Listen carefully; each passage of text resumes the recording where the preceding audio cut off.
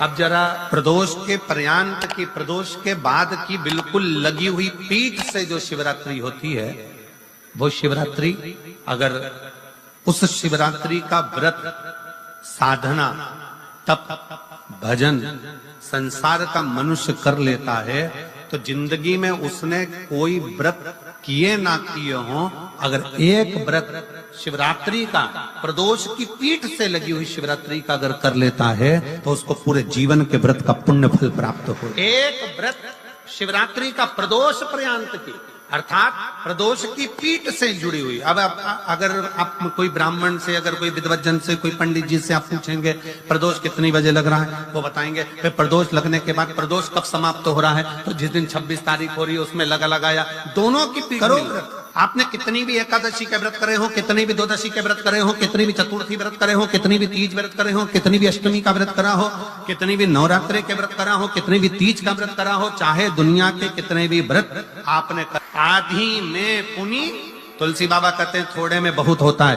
आपके व्रत, अगर कोई बीमार है उसके लिए, अगर कोई कष्ट है शरीर में उसके लिए ऐसा व्रत है, बाकी के सभी के लिए तो वही व्रत शिवरात्रि का पूर्ण व्रत है, जिसमें भगवान शंकर की विरल भक्ति को हम प्रार्थना में विचित्र कर्म है। जरा विचार करिएगा कि प्रदोष काल का लगाया गया दीपक, प्रदोष काल, प्रदोष के दिन, प्रदोष काल का जो दीपदान होता है वो सरल नहीं होता, वो सहज नहीं होता।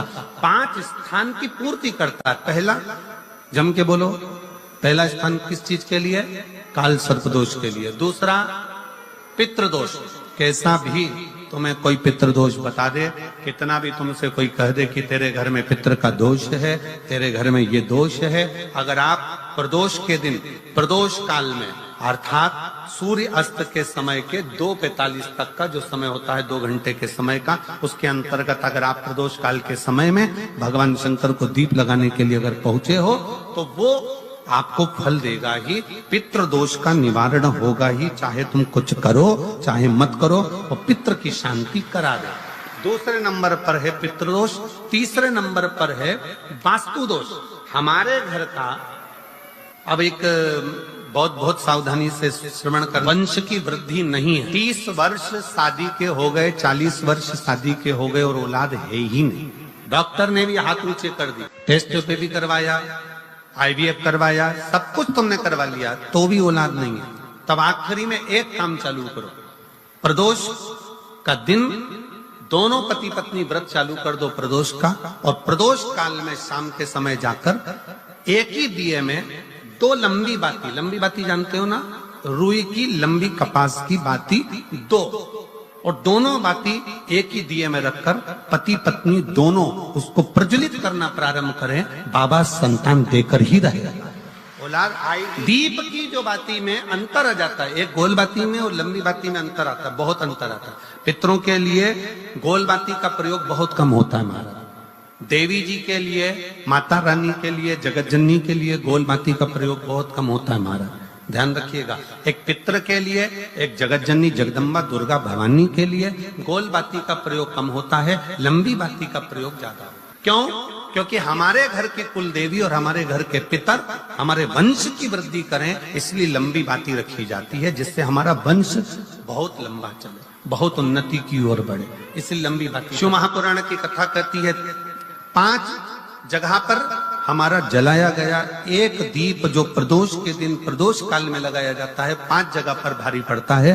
पहले नंबर पर, जम के बोलते जाओ, काल सर्पदोष। दूसरे नंबर पर पितृदोष। तीसरे नंबर पर घर का वास्तु दोष। हमारे घर में कितना भी वास्तु दोष है, कोई ने कह दिया यहाँ बाथरूम नहीं बनना थी, यहाँ पर शौचालय नहीं बनना था, यहाँ सीढ़ी नहीं बनना थी, वो सीढ़ी वहां बनना थी, ये सीढ़ी वहां बनना थी। तुम पूरा घर तुड़वा के देख लो, उसके बाद में जैसा वास्तु वाले वैसा करा कर देख लो, उसके बाद भी तुमको शांति नहीं मिले तो समझ लेना कि तुम्हारे घर में अब वास्तु दोष तो तुमने दिखाकर समाप्त कर लिया, फिर भी वो समाप्त नहीं हो रहा, तो प्रदोष काल का लगाया गया प्रदोष के समय का दिया आखिरी में वास्तु दोष को भी समाप्त कर देता है और उसमें भी फल प्रदान करता है। काल सर्प दोष, पितृदोष, वास्तु दोष। चौथे नंबर पर 1 रुपया कमाया, 1.25 रुपए खर्च हुआ, पैसा आया गया, ये चौथे नंबर का व्यापार में थोड़े दिन दुकान अच्छी चली, थोड़े दिन बैठ गए, थोड़े दिन काम चला, थोड़े दिन बैठ गए, गाड़ी चली, थोड़े दिन फिर बैठ गए, अर्थात हमारी फैक्ट्री थोड़े दिन चली फिर बैठ गए, कहीं ना कहीं तकलीफ, थोड़े दिन खाते थोड़े दिन रोते वाला चल रहा है। तो प्रदोष काल का, प्रदोष के समय का दिया इस दुख को समाप्त कर कर रेगुलर एक जैसी सांझी, एक जैसी लक्ष्मी की वृद्धि करते चले जाए। प्रदोष काल का। और 5वें नंबर का प्रदोष काल का दिया, प्रदोष समय का दिया 5वें नंबर पर रोग का निवारण, रोग निवारण। ये 5 स्थान जो बताए गए हैं प्रदोष काल के दिन, प्रदोष के दिन दीप प्रज्वलन के। और अब की बार की जो शिवरात्रि आ रही है, बाबा देवाधिदेव महादेव की बड़ी कृपा है उस पर, बहुत करुणा। 25 तारीख को प्रदोष और 26 तारीख को शिवरात्रि। अब जरा एक व्रत शिवरात्रि का प्रदोष पर्यंत की, अर्थात प्रदोष की पीठ से जुड़ी हुई। अब अगर आप कोई ब्राह्मण से, अगर कोई विद्वज्जन से, कोई पंडित जी से आप पूछेंगे प्रदोष कितनी बजे लग रहा है, वो बताएंगे। फिर प्रदोष लगने के बाद प्रदोष कब समाप्त हो रहा है, तो जिस दिन 26 तारीख हो रही है उसमें लगाया दोनों की पीठ करो। वैशाख का महीना चल रहा है, शंकर के शिवालय में, शिव के शिवालय में 3 स्थानों का स्पर्श, किसी मंदिर में शंकर जी के शिवलिंग को छूने नहीं देते, जैसे दक्षिण साइड में, साउथ में। तो अपने ही घर में जो शिवलिंग है उसके 3 स्थानों का स्पर्श अवश्य। पहला शंकर भगवान के जहां से जल बहता है उस स्थान, ये जलाधारी है, जल बहता है, ये शिवलिंग है, यहां से जो पानी नीचे की ओर जाता है उस स्थान का स्पर्श अवश्य। दूसरा, शिवलिंग का जो गोल भाग है उस गोल भाग में कहीं पर भी अपनी हथेली का स्पर्श अवश्य करें। तीसरा, शंकर भगवान के शिवलिंग का जो ऊपर का भाग है वहां अपने अस्त्र का स्पर्श अवश्य करें। तीनों स्थान पर ब्रह्मा, विष्णु और महेश का स्मरण करते हुए जब वैशाख महीने में आप शंकर भगवान को जल समर्पित करें। शिव जी को जब वैशाख के महीने में जल दिया जाए तो दोनों हाथ से अंजलि में कलश रखकर शंकर भगवान की अपने हाथ की अंजलि में जल रखकर शिव जी को जल अवश्य समर्पित। वैशाख महीने की शिवरात्रि पड़े, वैशाख महीने की प्रदोष पड़े तो एक बेलपत्र शंकर को अवश्य समर्पित करें। मान लो गर्मी बहुत तेज है, पेड़ों पर बेलपत्र नहीं मिले तो एक दुर्वा शिव को अवश्य समर्पित करें। मान लो बहुत तेज गर्मी पड़ने पर, या रतनगढ़ में तो हम देख रहे हैं रजी रज धूली धूल इतनी है, मिट्टी इतनी है कि यहाँ तो दुर्वा मिलना भी बड़ा मुश्किल है, तो एक चावल का दाना शिव को जरूर समर्पित करो। और वैशाख महीने में सबसे ज्यादा जरूरी है, जो सबसे ज्यादा जरूरी है वैशाख महीने में, वो जलाशय, अर्थात अपने घर के नजदीक में कोई पानी का स्थान हो, जलाशय हो, वहां का जल शिव को समर्पित करना, या शिव के नंदी के पास में। और हम तो कहेंगे शंकर का नंदी केवल मंदिर में मत देखो, आपके घर के आसपास में। हमारे मारवाड़ की पहले की रीति रही है, राजस्थान में बहुत सालों पहले, जब लगभग 19 से 20 साल पहले हम फलोदी में आए थे, और 20 साल पहले जब हम फलोदी में आए थे राजस्थान में, तो हमने उस फलोदी राजस्थान में देखा था कि प्रत्येक घर के बाहर पत्थर का एक छोटा सा कुंडा जैसा, 2 चीजें हमने फलोदी राजस्थान में प्रत्येक घर के बाहर 20 साल पहले देखी थी।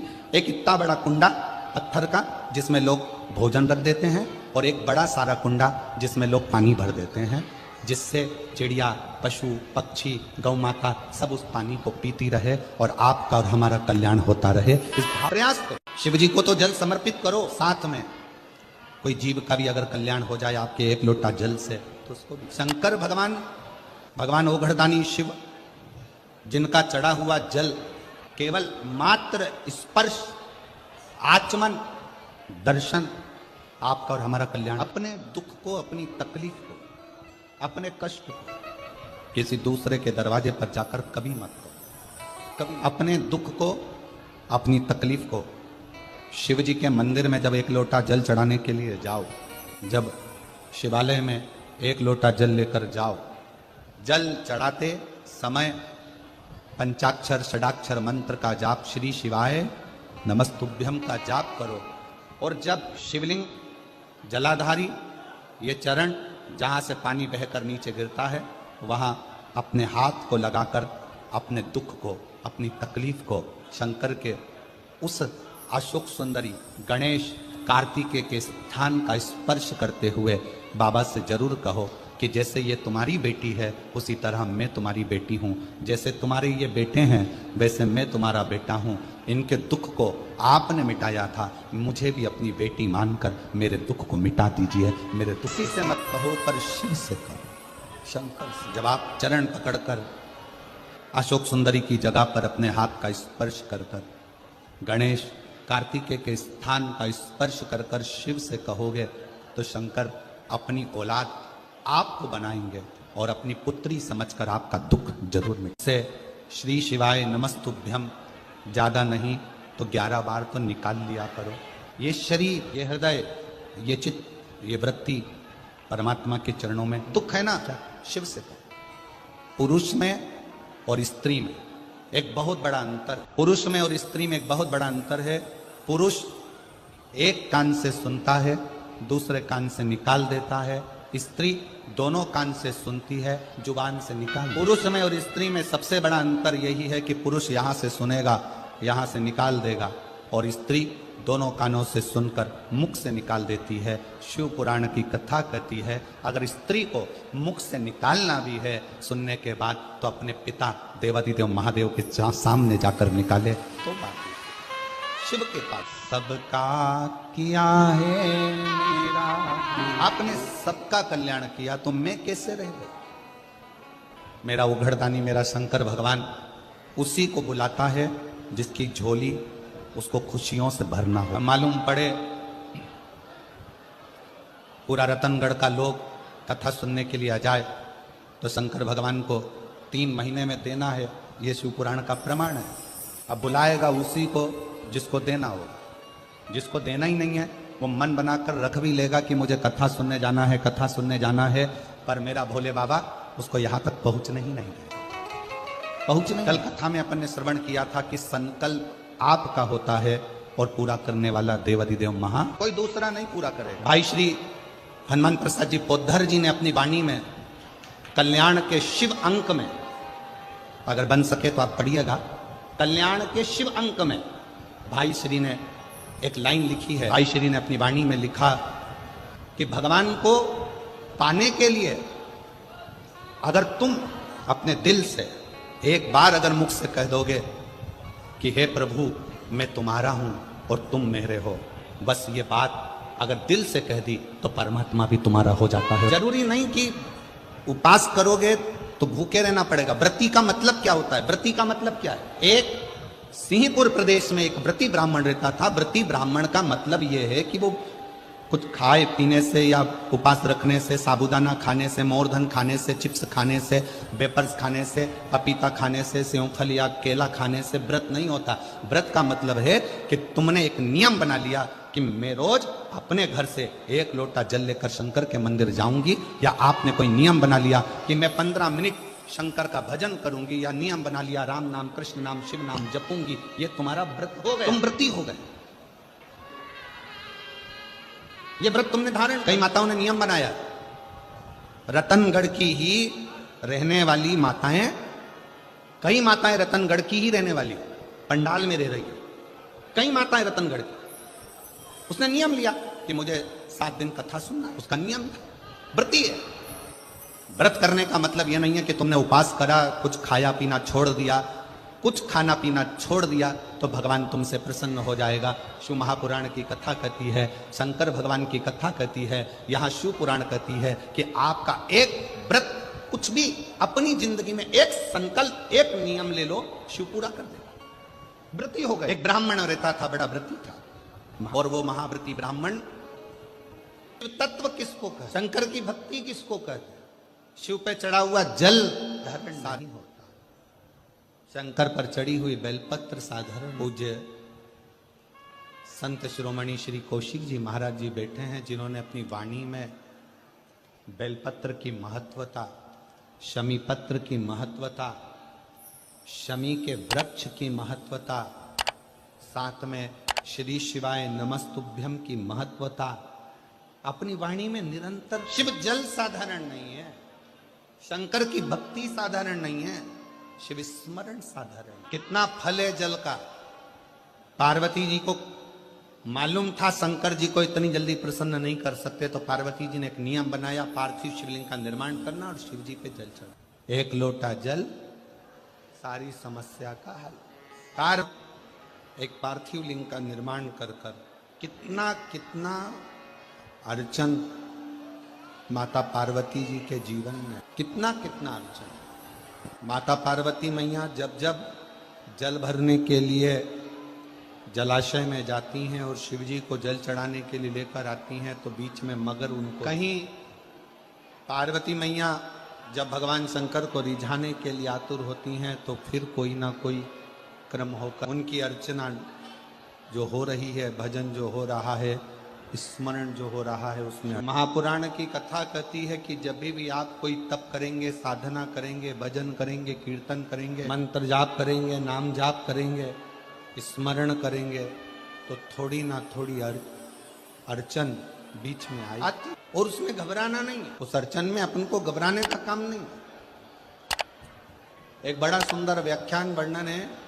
मान लो किसी काम के लिए आप बहुत दिनों से लगे हुए हो और वो कार्य पूर्ण नहीं हो रहा, बहुत दिनों से लगे हो, मेरा ये कार्य होना चाहिए, मेरा ये कार्य होना चाहिए, मेरा ये कार्य होना चाहिए, और नहीं हो रहा। तो शिव महापुराण का एक बड़ा सुंदर सा भाव वर्णन किया कि बेलपत्र का जो नीचे का जो भाग होता है, बेलपत्र के जो नीचे का जो भाग, इस नीचे के भाग में थोड़ा सा गाय का घृत, देसी गाय का थोड़ा सा घी घृत इस नीचे के भाग में लगा लें। ये उनके लिए भी है जो बहुत दिनों से कोई कार्य करना चाह रहे हैं पर हो नहीं रहा, बहुत दिनों से लगे हुए हैं, आज होगा, कल होगा, परसों होगा, कोई फाइल अदालत में अटकी हुई है, कोई प्रशासनिक कार्य अटका हुआ है, कोई कार्य अटक रहा है, उसके लिए बहुत नीचे की जो डंडी है उसमें घृत लगा लो, घी गाय का, और इस दो पत्ती और बीच की पत्ती के बीच का जो डंडी का भाग है,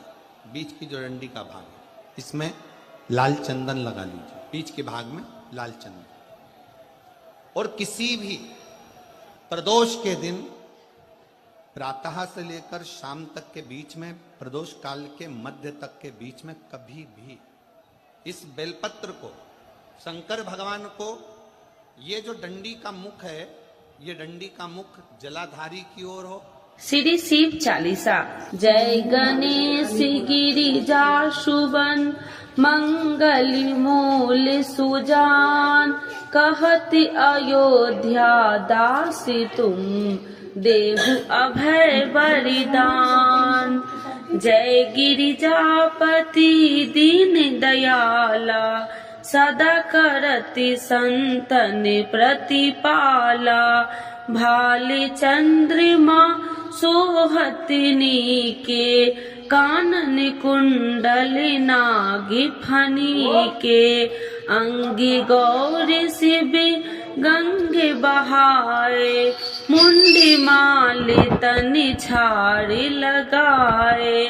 बस्ती खाल बाघंबर शोहे, छवि को देखे नाग मन मोहे। नैना मातु की हवे दुलारी, बामे अंग सोहत छवि न्यारी। कर त्रिशूल सोहत छवि भारी, करति सदा सतुरन छयकारी। नंदी गणेश सोहे तह कैसे, सागर मध्य कमल है जैसे। कार्तिक श्याम और गणराऊ, या छवि को कहीं जात न काऊ। देवन जब ही जाए पुकारा, तब ही दुखी प्रभु आप निवारा। किया उपद्रव तारकी भारी, देवन सब मिली तुम ही जुहाई। तुरन सरानन आप पठायो, लवनी में से महामारी गिरायो। आप जलंधर असुर संहारा, सुयसि तुम्हारा विदित संसारा। त्रिपुरासुर सन युद्ध मचाई, सबहि कृपा कर लीन बचाई। किया तपहि भागीरथी भारी, पूरब प्रतिज्ञाता सुपुरारी। दीनन मह तुम सबको नाही, सेवक स्तुति करत सदाही। वेद नाम महिमा तब गाई, अकथि आनंदी भेद नहीं पाई। प्रगति उडति मंथन में ज्वाला, जरत सुरासुर भय बिहाला। किन्हीं दयात करी सहाई, नीलकंठी तब नाम कहाई। पूजन राम चंद्र जब किन्हा, जीत के लंक विभीषण दिन्हा। सहस कमल में हो रहे धारी, किन्हीं परीक्षा तब ही पुरारी। एक कमल प्रभु राखहु जोई, कमल नयन पूजन चह सोई। कठिन भक्ति देखी प्रभु शंकर, भय प्रसन्न दिए इच्छित वर। जय जय जय अनंत अविनाशी, करत कृपा सबके घटवासी। दुष्ट सकल नित्य मोह सतावे, भ्रमत रहो मोहि चैन न आवे। त्राहि त्राहि मैं नाथ पुकारू, यही अवसर मोहि आने उबारो। ले त्रिशूल शत्रु को मारो, संकट से मोहि आने उबारो। माते पिता भ्राता सब होई, संकट में पूछत नहीं कोई। स्वामी एक है आस तुम्हारी, आए हरहु मम संकट भारी। धन निर्धन को देते सदाही, जो कोई जाचे सो फल पाही।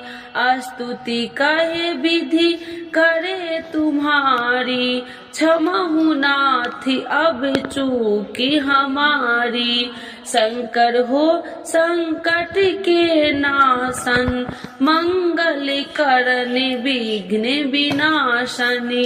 योगी अति मुनि ध्यान लगावे, सारद नारद शीस नवावे। नमो नमो जय नमः शिवाय, सुर ब्रह्मादिक पार न पाए। जो यह पाठ करे मन लाई, तापर होती है शंभु सहाई। ऋनिया जो कोई हो अधिकारी, पाठ करे सो पावनिहारी। पुत्रहीन कर इच्छा जोई, निश्चय शिव प्रसाद ते ही होई। पंडित तिरोदशी को लावे, ध्यान पूर्वक होम करावे। तिरोदशी व्रत करे हमेशा, ताकि तन नहीं रहे कलेसा। धूप दीप नैवेद्य चढ़ावे, शंकर सन मुखी पाठ सुनावे। जन्म जन्म के पाप नशावे, अंत धाम शिवपुरी में पावे। कहत अयोध्या दासी आसी तुम्हारी, जानी सकल दुखी हरहु हमारी। नित्य नेम कर प्रातः ही पाठ करो चालीसा, तुम मेरी मनोकामना पूर्ण करो जगदीश। माघ छठी हेमंत ऋतु 164 जान, स्तुति चालीसा शिव ही पुण्य के कल्याण। आज के युग में शिव चालीसा पाठ व्यक्ति के जीवन के लिए बहुत महत्वपूर्ण है। शिव चालीसा की सरल भाषा के माध्यम भगवान शिव को आसानी से प्रसन्न किया जा सकता है। भक्त अपने जीवन में पैदा हुई कठिनाइयों और बाधाओं को दूर करने के लिए श्री शिव चालीसा का नियमित पाठ करते हैं। श्री शिव चालीसा के पाठ से आप अपने दुखों को दूर कर भगवान शिव को असीम कृपा प्राप्त कर सकते हैं। शिव चालीसा का पाठ हमेशा सुबह जल्दी उठकर स्नान करने के बाद करना चाहिए। भक्त प्रायः सोमवार, शिवरात्रि, प्रदोष व्रत, त्रयोदशी व्रत एवं श्रावण के पवित्र महीने के दौरान शिव चालीसा का पाठ किया जाता है। तो एक बार बोलिए प्रेम से शिव जी की जय, माता पार्वती की जय।